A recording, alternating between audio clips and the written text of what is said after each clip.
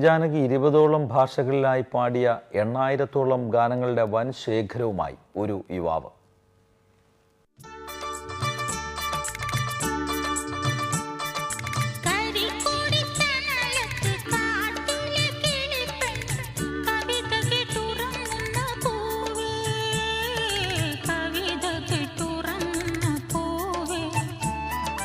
താൻ പാടിയ പാട്ടുകളെക്കുറിച്ച് എന്തെങ്കിലും സംശയം തോന്നിയാൽ എസ് ജാനകി ഉടൻ വിളിക്കുന്നത് തൃശൂർ പുതുക്കാടുള്ള അഭിലാഷിനെയാണ്. കുട്ടിക്കാലം മുതൽ എസ് ജാനകിയുടെ പാട്ടുകൾ ശേഖരിക്കുന്ന അഭിലാഷ് ദുബായിൽ ജോലി നോക്കുന്നതിനിടയിലാണ് ജാനകിയമ്മയെ ആദ്യമായി കാണുന്നത്. അഭിലാഷിന്റെ ഗാനശേഖരം കണ്ട് അഭിനന്ദിച്ച ജാനകിയമ്മ അദ്ദേഹത്തെ ചെന്നൈയിലുള്ള വീട്ടിലേക്ക് ക്ഷണിച്ചു. കുട്ടിക്കാലത്ത് അഭിലാഷിന്റെ അമ്മ പാടിയിരുന്ന എസ് ജാനകിയുടെ പാട്ടുകളാണ് അഭിലാഷിനെ ജാനകിയമ്മയുടെ ആരാധകനാക്കിയത്.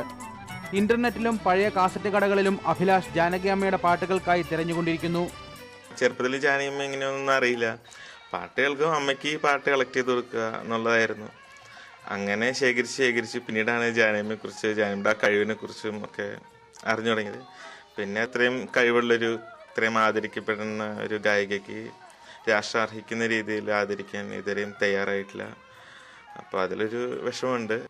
4 തവണ ദേശീയ അവാർഡും 14 തവണ കേരള സംസ്ഥാന അവാർഡും പലതവണ മറ്റ് സംസ്ഥാന അവാർഡുകളും നേടിയ എസ് ജാനകിയെ പത്മ പുരസ്കാരങ്ങൾ തേടിയെത്താത്തത് അഭിലാഷിനെ ദുഃഖിപ്പിക്കുന്നു. അഭിലാഷിന്റെ മൊബൈൽ റിംഗ് ടോണിലും ലാപ്ടോപ്പിലും വീടിന്റെ ചുമരുകളിലും ജാനകിയമ്മ നിറയുന്നു. ഇപ്പോൾ ജാനകിയമ്മയെക്കുറിച്ച് ഒരു പുസ്തകം എഴുതാനുള്ള തിരക്കിലാണ് ഈ യുവാവ്. മലയാളത്തിന് ഏറെ മധുരമായ ഗാനങ്ങൾ സമ്മാനിച്ചിട്ടുള്ള ജാനകിയമ്മയ്ക്ക് മാതൃവാത്സല്യമാണ് അഭിലാഷിനോടുള്ളത്. അതുകൊണ്ട് തന്നെയാണ് രാഷ്ട്രം ജാനകിയമ്മയെ വേണ്ട വിധത്തിൽ അംഗീകരിക്കണമെന്ന് അഭിലാഷിന് നിർബന്ധമുള്ളത്. ക്യാമറാമാൻ ദിലീപ് അത്താണിക്കൊപ്പം കുണ്ടൂർ സത്യനാരായണൻ, സൂര്യ ന്യൂസ്, തൃശൂർ.